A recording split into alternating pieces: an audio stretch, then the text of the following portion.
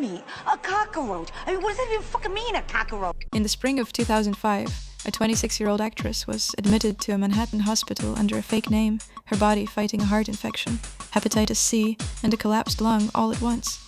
Her career already declared dead by every goddamn tabloid. The building's owner, a fellow actor, had just published a magazine piece about evicting her, describing a bedroom that looked like a grenade had gone off in it. 20 years later, that same woman holds 5 Emmy nominations, runs her own production company, and possesses a face and a voice so singular that the way she pronounces one single word became an internet event.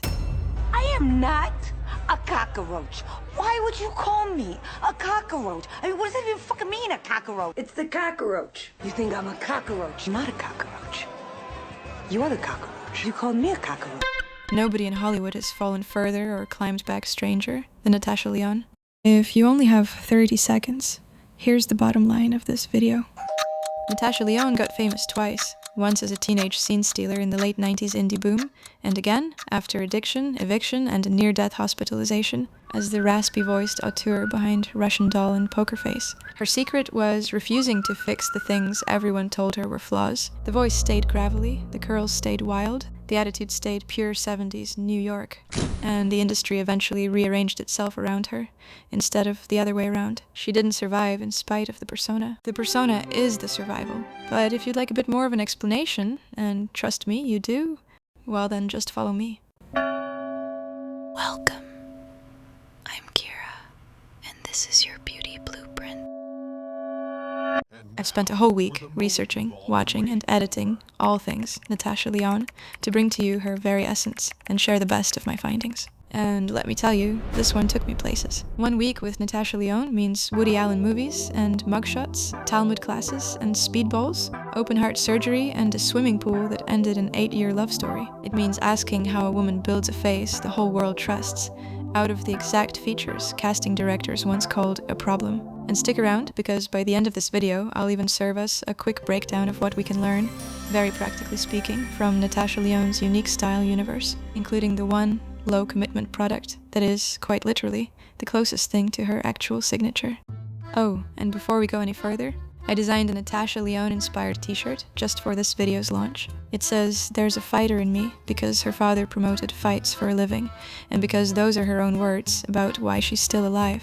It took a while to finish because of my damn perfectionism, but I am so happy with how it turned out. They ship super fast, to and fro all over our little globe, and nothing makes me happier than to hear from you when you get one. I've now designed quite a few t-shirts featuring a whole lineup of the icons we've covered on both channels, and they're waiting for you in my store.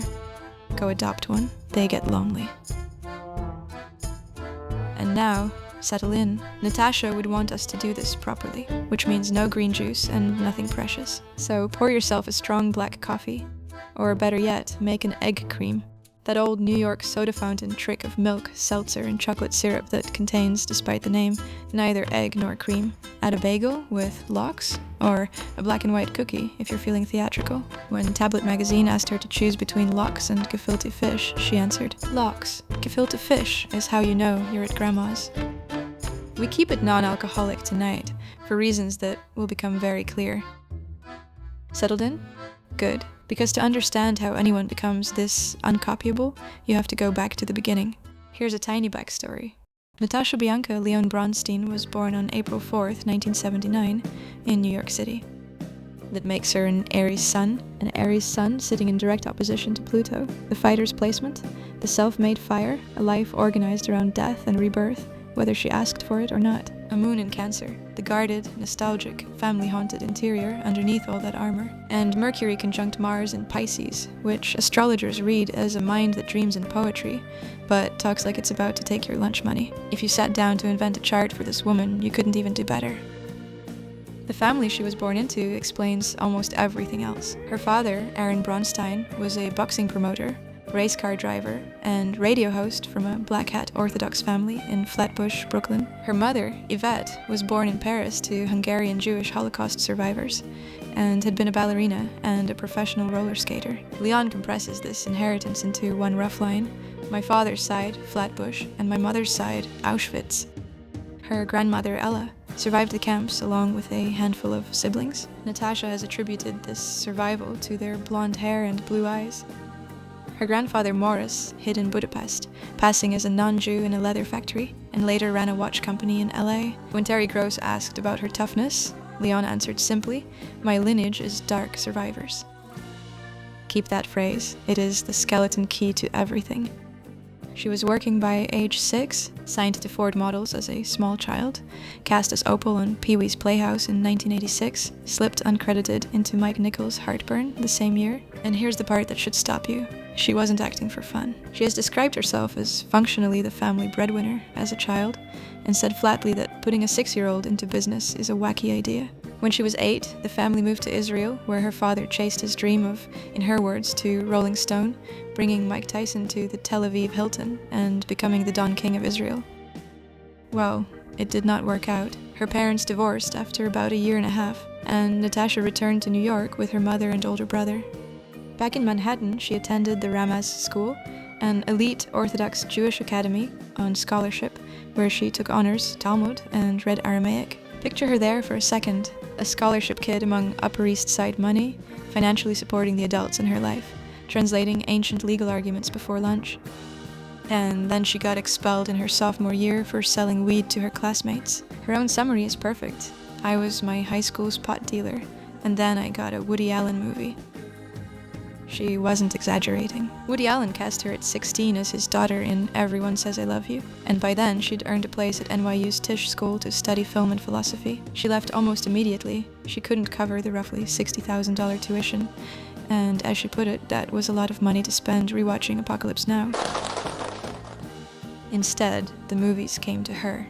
In 1998, Tamara Jenkins cast her as Vivian Abramowitz in Slums of Beverly Hills, a semi-autobiographical comedy about a broke, nomadic Jewish family in 1976, in which Vivian's changing body is a running source of anxiety and unwanted male attention. Natasha wore a prosthetic chest, by the way. Roger Ebert wrote that she had the film's most important role and was the key to the comedy. The role rhymed with her real life, the divorced Jewish family, the constant moving. She has said she lived in 7 apartments in 8 years in Manhattan. She said of the character, "Vivian was inside of me. There was this much more vulnerable, real, innocent, and excited person inside of this jaded New Yorker persona. Hold on to that too." Then came 1999, the single most improbable year any young actress has ever had. She was Jessica in American Pie, the wised-up confidant who narrates everyone else's virginity crisis, a $10 million movie that grossed over $235 million worldwide. She was a teenage prostitute in Freeway 2. She met and fell for Edward Furlong on the set of Detroit Rock City. "I was crazy for him on that movie set," she admitted later. And she was Megan in But I'm a Cheerleader, Jamie Babbitt's candy-colored satire about a cheerleader shipped off to gay conversion camp who realizes, mid-treatment, that she is in fact a lesbian and falls for Clea Duvall's character. Lyonne found the script in the back of Duvall's car and asked to be in it.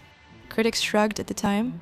Ebert predicted a cult following, which is exactly what happened, and today it streams on the Criterion Channel as a certified queer classic. It also gave her Clea Duvall for life, one pillar of the chosen family that would later save her. Another pillar arrived through the downtown scene. Chloe Sevigny, the reigning it girl of 90s New York, who became what Lyonne calls something more than a friend. Sometimes we're friends, sometimes we're sisters. 2 girls at the exact center of cool, headed in opposite directions. Sevigny drifted upward into fashion world sainthood. Lyonne went somewhere else. And this is where I need you to stay with me, because in a few minutes we get to the part of this story where the woman who plays a character who keeps dying and coming back to life has her actual chest opened on an operating table. And what she did next is the most useful thing in this whole video. And if you're enjoying this so far, tap the like button and subscribe. It tells the algorithm that smart, strange women deserve deep dives too. Now, back to the edge of the cliff. By her own account, the young Natasha felt indestructible. "I was 17. I was Teflon," she said of that era. The parties curdled into heroin, and the record of the fall is public and pretty clear. A DUI arrest in Miami in 2001, then the apartment. She was renting in a Manhattan building owned by actor Michael Rappaport, and in 2004 she was charged with criminal mischief, harassment and trespassing after an alleged rampage. The charge and the tabloid coverage included the claim that she'd threatened to molest a neighbor's dog, a detail that made every headline, and which, to be fair to her, remains exactly that, an allegation from the charge sheet. not a proven act. Michael Rappaport evicted her in 2005 and then did something almost unheard of. He wrote a first-person account of it for Jane magazine, titled Evicting Natasha Lyonne. He described a bedroom that looked like a grenade had gone off. Garbage everywhere, scripts, contracts, pages from Hustler, and standing water in a clogged tub that a New York City plumber called the worst he'd ever seen. He claimed $16,000 in repairs and signed off with, "She screwed me. She can kiss my ass." I want you to remember that quote, because years later they fully reconciled, and she went on to impersonate him, affectionately, in a Saturday Night Live web sketch. Yeah, even her feuds get redemption arcs. The Body gave out that same year. In 2005, she was admitted under a pseudonym to Beth Israel Medical Center, where she spent roughly 5 months in intensive care, treated for hepatitis C, a collapsed lung, and infective endocarditis, an infection of the heart itself, while being placed on methadone for the heroin. Her father told Access Hollywood, "It's my little girl. It's a terrible tragedy, but she's going to get better. She's a tough girl." In January 2006, a warrant went out when she missed a court date. Later that year, she completed court-appointed rehab, and a judge entered a conditional discharge. Her sustained sobriety dates from December 2006. Her retrospective take on all of it is so unsentimental, it almost qualifies as a public service. Coke plus heroin equals speedball, and speedball equals bad. I was definitely as good as dead. She told Entertainment Weekly, adding that people rallied around her and pulled her up by her bootstraps. There was a warrant for my arrest, which helped too. She has called drug use a solution before it was a problem, and described the era as throwing 15 years in the toilet, which, she noted, is the de-romanticized version of drug use. No poetry, no French cinema haze, it's just the accounting for it. And in 2012, the bill from the endocarditis came due. Open heart surgery to repair the valve damage the infection had left behind. Can we please just sit with the image for a moment? The climb back was slow and deeply unglamorous. New York theater, guest spots, small rooms. Then Genji Cohan cast her in Orange is the New Black in 2013 as Nikki Nichols, the wisecracking junkie philosopher of Litchfield Prison, and the industry remembered what it had. The role drew directly from her life. A season 3 storyline even gave Nikki a heart surgery arc inspired by Leon's own 2012 operation, with her real surgical scar on camera. Speaking as someone who is well-versed in self-destructive behavior, there's a lot for me to draw on, she said, with characteristic understatement. It earned her an Emmy nomination and 2 SAG Ensemble Awards, and it earned Nikki's black-smudged eyeliner a permanent place in the beauty canon. We'll come back to that. But the true resurrection was Russian Doll in 2019, which she co-created with Amy Poehler and Leslie Headland, and also wrote, directed, and produced. Nadia Volvikov, chain-smoking East Village game programmer, dying on repeat at her own 36th birthday party in a converted yeshiva, is a self-portrait, and Lyonne has said so outright. I'm 100% in there, and most definitely the architect of the whole thing. Greta Lee's "sweet birthday baby" became a greeting card level catchphrase, and Chloe Sevigny, the sister, played Nadia's mentally ill mother, a character Lyonne based on her own. Sevigny later said she didn't think people understood the gravity of that, how much of the show was built on things around Natasha's mother, and that on a best friend level, it went pretty deep. One critic described the show's heroine as Philip Marlowe, by way of Elliot Gould, filtered through Dorothy Parker and Kim Gordon, and notice please that half the reference points are men. That's not an accident, and we're getting to that. Then Rian Johnson built her a whole American highway. Poker Face, launched in 2023, cast her as Charlie Cale, a human lie detector, drifting between crime scenes in a 1969 Plymouth Barracuda, calling out bullshit, the way Columbo said. One other thing. There's one thing I almost forgot. One other thing. Oh, Mr. Chase, one thing. Just one more thing. One more thing, sir. There's just one other thing, sir. Reviewers called her the Peter Falk of her generation. The show collected 6 Emmy nominations across 2 seasons before Peacock cancelled it in November 2025. And in a twist worthy of the show itself, Johnson is shopping new seasons elsewhere, with Peter Dinklage set to take over as Charlie Cale, while Lyonne stays on as executive producer. Meanwhile, she and Maya Rudolph run the production company Animal Pictures, and she has directed episodes of Shrill and High Fidelity. The teenage breadwinner became the boss. Her private life, meanwhile, produced the single greatest breakup explanation in Hollywood history. For 8 years, from 2014 to 2022, she was with comedian Fred Armisen, introduced by Maya Rudolph. When it ended, she told The Hollywood Reporter, "I honestly think we broke up because I wanted a swimming pool. We love each other just about as much as two people can love each other, but Freddie doesn't like a swimming pool. I'm like Burt Lancaster in The Swimmer. So I got myself a house with a pool out in LA, so that's the real scandal." She is never married and has no children, and she's built her philosophy around chosen family instead. Seveny Duval Rudolph, of whom she once said, "When I'm with Maya, I feel very safe and seen." Since around 2022, she's been with documentary producer Bryn Mooser, and that relationship pulled her into the strangest controversy of her career, which brings us to right now. Before we open that door, this is the part of the video where the story stops being history and becomes live news, and where the tidy comeback narrative "you've been sold" falls apart in the most human way possible. If you want more of this, the conversations that don't fit on the main channel, consider becoming a member.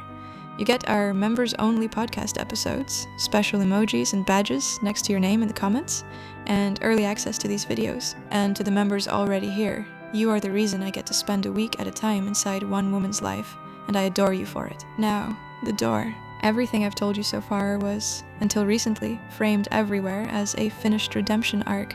The fall, the miracle, the Emmys, roll credits. Then, on January 24th, 2026, after nearly 2 decades of sobriety, Lyonne announced publicly, in a since-deleted post, that she had relapsed, writing that recovery is a lifelong process, and telling anyone struggling that they are not alone. 2 days later, she posted a rainbow and rocket string of emojis with the hashtags "coming out" and "queer." 2 days, a relapse disclosure and a coming out back-to-back, from a woman who for decades called herself comfortable identifying as straight, while joking that her sexuality was more merry prankster, and who once told the New York Times that not being gay doesn't mean she'd never tried sleeping with women. The queer community had already claimed her since "But I'm a Cheerleader Anyway." In January 2026, she finally officially claimed herself. That April, there was also a widely reported flight incident. Lyonne characterized it as involving federal agents, while a Homeland Security spokesperson denied that ICE or TSA detained her. And hovering over all of it is Uncanny Valley, her feature directorial debut, co-written with Britt Marling, made partly with generative AI through Asteria, the artist-led ethical studio she co-founded with Mooser, trained, they insist, only on licensed data. Hollywood did not take it well. Her response to becoming the industry's villain of the week. "Suddenly I became some weird Darth Vader character. That's crazy talk, but God bless. Here is why I'm giving you the messy 2026 material instead of ending on an Emmy montage. Because the whole point of Natasha Lyonne, the thing that makes her an actual blueprint rather than a fairy tale, is that survival is not a finish line. It is a non-stop practice. Seriously," she said herself years ago, "I had to forgive myself for wasting so many years, instead of punishing myself for this misshapen life. The forgiving, it turns out, keeps being necessary. So what is she, exactly? Let's do the thing this channel does, and put her on the analyst's couch, with Camille Paglia's collected works stacked on the coffee table. Paglia's great argument in Sexual Personae is that a persona is not a lie sitting on top of a true self. It is a constructed mask through which the self becomes visible at all, armor and artwork at once. It's essential, and I would say the one created on purpose is more real." Now listen to how people describe Lyonne. Critics reach for Peter Falk, Elliot Gould, Joe Pesci, 70s men, everyone, because there's simply no existing female vocabulary for what she does. She knows it well, coaching Amy Poehler on her cadence. She advised thinking about your friends Joe Pesci and Andrew Dice Clay. A mouthful of marbles, some guttural sounds, and a lowered pitch. She grew up mainlining Scarface, Taxi Driver, The Godfather, and Rocky, then wore that masculinity like a thrifted men's blazer, which, not coincidentally, is also what she literally wears. Paglia spent her doctoral thesis on the androgyne, as a recurring figure in Western art, the being who unsettles categories and accumulates power precisely by that. Lyonne even mused once that she wonders if her queerness is actually that she just sort of identifies as male in a way. A woman performing 70s male cool, adored by women, claimed by the queer community for decades before she claimed the word, that is the androgyne with a Marlboro rasp. And Paglia's other great binary, the Apollonian drive toward order versus the Dionysian pull toward ecstatic chaos, might as well be Lyonne's biography in 2 columns. The Dionysian half went to the actual underworld, heroin, eviction, a heart eaten by infection. The Apollonian half came back and took control of the means of production, writing, directing, producing, building a company, becoming, in her own words, the architect. Most people live only on one side of that line. And what's unique to her and her only? This, I think. She is the rare star whose flaws were only compounded until the accumulation itself became the asset. An orthodox girlhood with no Saturday television made her a reader. The reader became the autodidact who put Douglas Hofstadter in the Russian doll writer's room and designed a New York Times crossword in 2019. She calls herself a real blue-chip Ashkenazi Jew and means it as a credential. Nothing was sanded down, everything was kept, catalogued, and eventually monetized on her own terms. Which brings us, as promised, to your practical takeaway, the beauty breakdown. Quick comment check before we do. Which detail of this life story did you already know, and which one made you put your coffee down?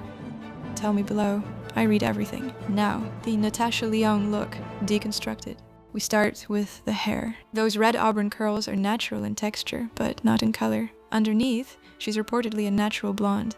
And here's the professional secret. For Russian doll, her colorist Marcel Daganeish didn't use permanent dye at all. He used Redken Shades EQ, a demi-permanent gloss, refreshed every 3 weeks, maintained with a copper-depositing Devine shampoo, so pigmented it stained her towels orange. He eventually just bought her black towels. So those are the most Natasha-authentic products I can recommend. It washes out, it can't ruin your life, and it delivers maximum identity per minute. And if you're curly, steal her stylist's method.